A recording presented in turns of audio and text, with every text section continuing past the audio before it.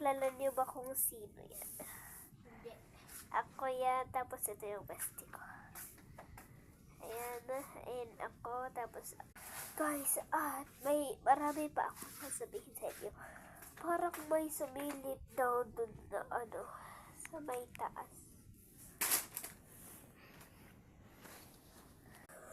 Parang yung parang may